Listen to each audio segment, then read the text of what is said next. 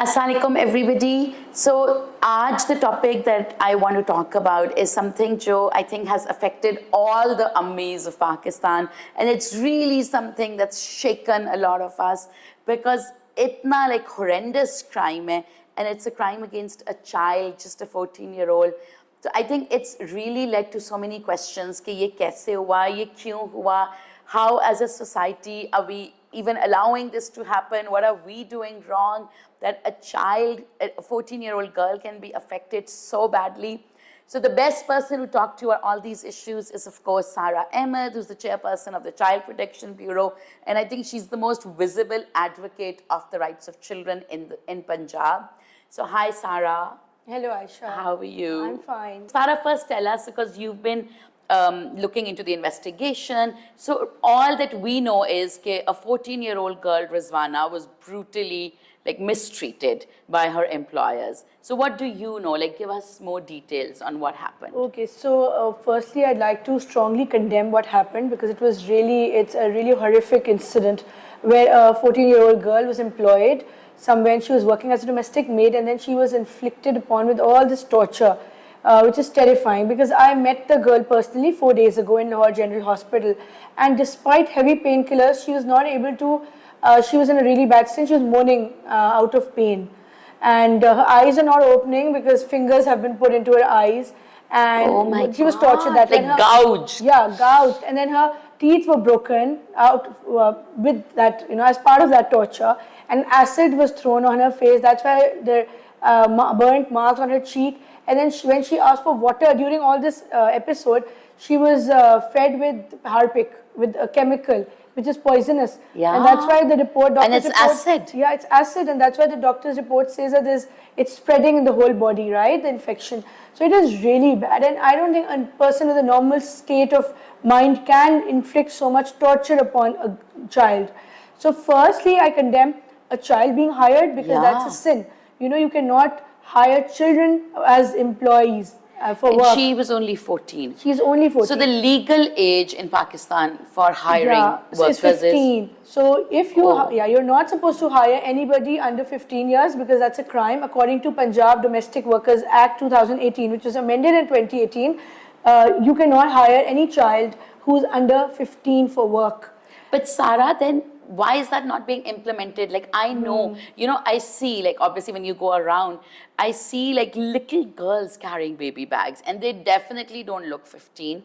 And then also on Scary Ammi, on and off, I would see posts and somebody's like, I want to hire a girl for my child. Right. Because I think some mothers feel that when you hire them young, so abhi shaadi mein aapko kuch saal mil jate hain, so they stay with you. And secondly, that they tend to play with your children. But if it's illegal and it's unfair and it's abusive, so why can't the government step in and make it illegal? Right. So Aisha, it is illegal 100%, and I told you about the law also, which clearly states that, and there's a punishment of 50,000 rupees, which I think the law should be amended. The punishment should be minimum 5 lakh because 50,000 anybody can get away with it. It's not enough. Having said that, I think there are two reasons why this is happening. I'll come to that. Two reasons. One, there's a lot of poverty and our economic conditions and unemployment that is surrounding this country. And this issue is not just in Pakistan, it's a global issue. It's happening in all developing countries. So I've seen couples, they give birth to 6 to 7 children. They only have children so that they can earn their income, and they deploy these children, some in houses for domestic work and some for begging. And they get around 20 to 30,000 from each child every month. Yeah. And that's how they run their house. So kids are used as commodities and they're exploited, right? This is the big and underlying factors: poverty, unemployment, economic situation, I've told you. The other thing is, people who are hiring these girls, they are aware of the law. I'm sure they know that it's wrong, but they're still doing it. Why? Because there is no accountability. As you said, the laws are there, but there's no implementation. This does not fall under our department that we can go to every house and check if the child beggar is there or not. Although we are fighting for this, that it should be part of our law, because then I'll take responsibility and we'll make sure, we'll do random checks of houses. But right now it's under the Labour Department, but it's not being done, right? So seriousness among institutions is needed.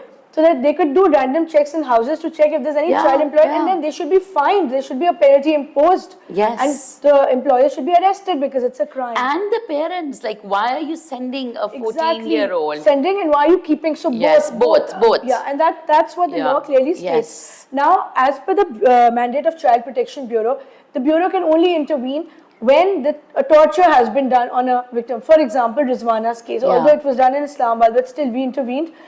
We have provided them legal aid. But this torture was one incident, multiple, like how long was she working there? Okay, I've been told that the torture was being done for the last 6 months, and her parents even accepted in front of me that they never asked for her, how she was doing and all that, for her well-being in the last 6 months. They were not in touch with her. The parents have She doesn't have a phone? She did not have a phone. And the parents never spoke to her in 6 months? No, the parents never asked for her health and anything. They didn't speak to her. Also, the parents have 9 other children who are working in other houses. Imagine. So, this is the issue.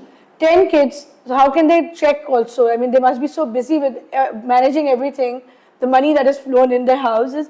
So, they never even checked how the girl was doing. So, but I don't, of course, primarily blame them. I blame the culprit, the torturers, the employer for hiring a child, and then torturing. I mean, one, you're committing a crime by hiring, and then you're torturing and you're taking out your frustration. What I've seen these cases in very well educated, higher income classes, doctors doing it, lawyers doing it, judges doing it. I've seen. But not to this extent, Sarah. Yeah, not to this extent, but it's. I mean, I've generally heard, okay, somebody would slap a maid, which is obviously also wrong, and that's also abuse. But nothing else. But this is, like, I've heard, like, she took a knife and made cuts in the head, which were left to become infected, and so there are maggots inside. Yeah, the doctors told me themselves too. And like multiple fractures. Multiple fractures. But was she doing something that was resulting in the torture, or would she just get up in the morning and start? I mean, was the maid, I don't know, like trying to... She says she was not doing anything. She has given her statement herself that she was not doing anything, but the female has beaten her like this. I think... Why didn't she run away? Why didn't she talk to her parents? I've seen people actually taking out their frustrations. They are going through some mental issues, or something is not going properly in their life. So they take out their anger and frustrations on vulnerable, the segment of the society, like children who are employed in their houses. And you were saying that she did not complain. Of course, she was probably locked in a room or something where this was happening. How could she? And the husband and the other children, because this girl, this woman, the perpetrator wasn't living alone. She had a husband, she had 3 children, she must have had other servants in the house. So nobody said anything. The information I've received is that children were also involved in the torture. This is what the girl has reported, Rizwana. Yeah. Imagine children torturing another child. Yes. So what we need is, and a normal person can't do it. Can anybody educated do this? So I don't know what happened and why she did this. There needs to be a proper investigation, and that perpetrator needs to be held accountable at all costs. And this should be as an exemplary case, because Aisha, it's not just torture case; it's a case of child trafficking, for which the U.S. State Department has strictly asked Pakistan to intervene and stop their child trafficking cases. And Pakistan was on the grey list of FATF because of that incident. That judge's wife and tortured the girl Tayyaba. Because of that and this is also a judge's wife. Similar What's case, happening and this is worse to the judges' wives? I don't know. The only thing is that everybody gets away with it freely without. But I think it's because the judges' wives probably feel that they're invincible. I mean, they feel that because they're like, so "Hamare against there's nothing can happen against them," so they feel they're untouchable. This is like the tragedy of Pakistan. That's true. And anybody with money, like a little bit of money, a little bit of power, we're invincible. That's what true. Can you do? And defaming Pakistan so much. I mean, this has become a global issue. Everybody, all human rights organizations, child rights organizations know that this case has happened in Pakistan. So how did the word eventually get out? Because it was happening for 6 months. So how did people eventually find out? When the girl got admitted in the Lahore General Hospital, that's when. Who brought her there? The parents or the parents brought her. The parents brought her, and that's when everybody found out. So parents she felt so unwell. The judge's wife said, "Isko le jao." Probably, and then they got her here. And no, I've heard she was taken by the judge's wife, the judge's family, to her village, to her house, which is she's from Sargodha. She was shifted there by them, and then the parents immediately got her because she was in such a bad condition. They got her to Lahore General Hospital. This is what has been told, and it's really sad because I mean, Till when would these cases happen? I mean, till every day something is happening. Also, you know what's worse, Sarah, is that these are the two cases that have made it to the news. So many children must be locked behind these doors. And this must be going through torture daily. But Sarah, like earlier when we were talking, you were saying even the victim's family isn't like all gung-ho. Like they're not like, humne saza dilwani hai, we want justice. When I visited them, they were like that. They were ready to go all out. But every day, we sent our team of lawyers, they change their statements and they're not, there's something distracting them. Right? The girl's mother told her that she was being given threats. When I visited 4 days ago, she told me herself that she was being threatened to back off from the case. So then I called IG Punjab immediately, and then I'm grateful to him that within 1 hour, he deployed a team of security personnel there outside the ICU ward. So that happened, but I'm sure they can see what happens is in these cases, Aisha, 99% in compromise happens. The victim family is so poor in return, in exchange for money. Achha paise mil jayenge, like 10 lakhs is a fortune to them. Yeah, it's a very big thing. But then the problem is that the woman will go on to do this again. Again, she'll do it somebody else. Yeah. You know what I want to tell through this forum, through this podcast is, people, when the families think they cannot take care of the children, why don't they give the children to Child Protection Bureau? When there is a government agency in Punjab which is willing to take care of their education, their upbringing, everything, why not give it? Secondly, a very important thing would be, people should report cases to us. If anybody, you, your friends, everybody watching this, if they see any child undergoing any torture, abuse, sexual abuse, or even working also, just inform like, us. agar aapko kisi mall maybe you see a woman with like a little girl, and you can tell by looking at the girls that they're not being fed well or they're not being treated well. Just, you guys have a hotline, we have right? a hotline. It's just call the hotline 1121. Please inform us. In the last 1 year, we've catered to 250 cases, around 250 cases of child torture, which included sexual abuse, other forms of abuse. So inform us so that we can at least, firstly, we should just get the child in our protective custody for their safety. Yes. So when a child, like let's say if we look at this parent, so they have 10 children, and if they can't afford to take care of them, what is the process? Like, you don't ask any questions, children can be dropped off at your door? No, we ask questions. They have to come here and they have to apply in the court. We have a court for custody, and then the judge decides. But in most of we never refuse, because somebody who comes here is of course needy. So we don't refuse people, and then we keep their children if they're under 15. Yeah. Okay, and so then you keep them and you take full care of them. We take full care. Education, their schooling. We have our own school. You should visit our facility. I know, I've visited it so many times. You guys have a playground, Kari Saab. And then now we're teaching them skill development. Other than education, we've started a whole new project. Yeah, like hairstyling. Then children are going to Tony and Guys. Some children are going to Depilex. Some kids are going to Hardy's for training these days. Some are going to hospitals. They've become nurses. So, and some have opened their own bakery, you know. So, I actually believe in making them self-sufficient. That's what we're working on. So, they're in safe hands. So, I request people to report cases to us on our helpline 1121. And then if poor people cannot afford kids, then come to the bureau and talk to us and get your children admitted. And then when the child is 18, the child can go back to the family? The child can go back to the family. Yeah, of course, we feel the child will be safe in the family, and then he or she has his own source of income and has studied well, and if their future is safe, then we give them back to the family. Wow, that's amazing. And this is so basically, no child needs to go hungry. No child needs to be mistreated. No child needs to be on the streets. Yeah. Because street children are vulnerable. Any sort of abuse can happen to them. And Aisha, this is the only model in the entire South Asia, not just Pakistan.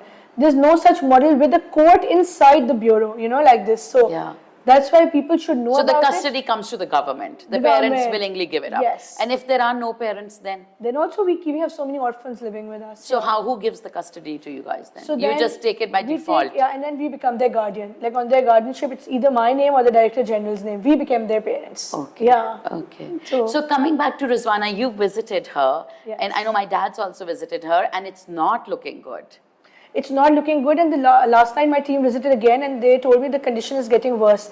Her condition improves, and the next minute it goes down. So the next 48 hours are very critical. We are praying, and we all should pray for her, you know, health. And I want to keep that girl. I would love to keep that girl in our bureau once she recovers. And also, I would like to press this issue, and I would like to appeal to the Honorable Chief Justice to take suo motu notice and have daily hearings, because this case is as important as those other cases on which, you know, suo motu notices are taken. Yeah. And you know what is really sad is that everybody is pushing pictures of the victim, which is actually against like basic media ethics. But the picture of the woman accused have really not been circulated. So we're going to circulate it. But I mean, why is that happening?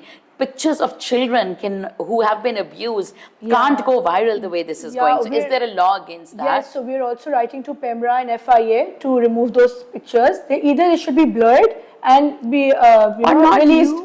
Yeah, or even if used, like our team also does it, but properly blurs it. Like, so nobody can recognize. Then it's okay. But not otherwise. It should not be, because it's about her whole future. Yes, yes. And that's what victim protection is all about, you know. Yes, yes. When you're protecting her from threats, then at the same time her identity also needs to be protected, because every child has dignity, just like adults. Every child deserves respect and dignity, and we must protect it.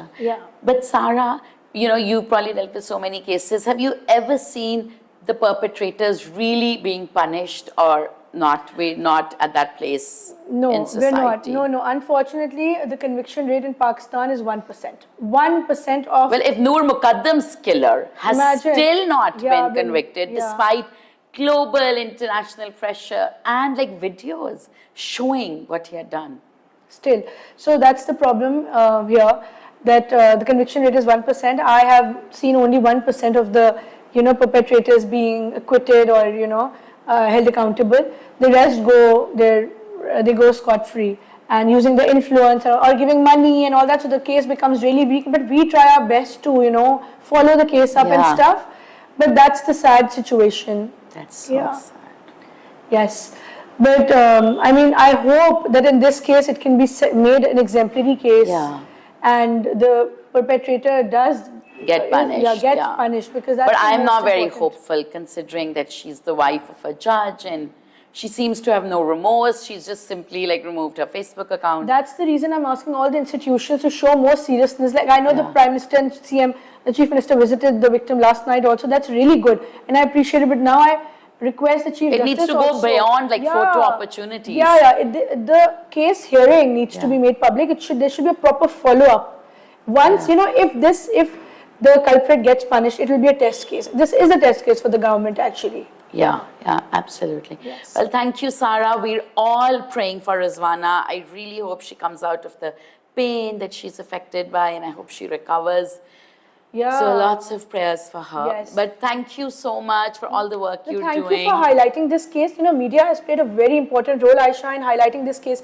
Jitne din media highlight karte rehte, this case will stay alive. Otherwise it will die down. I know, that's very true.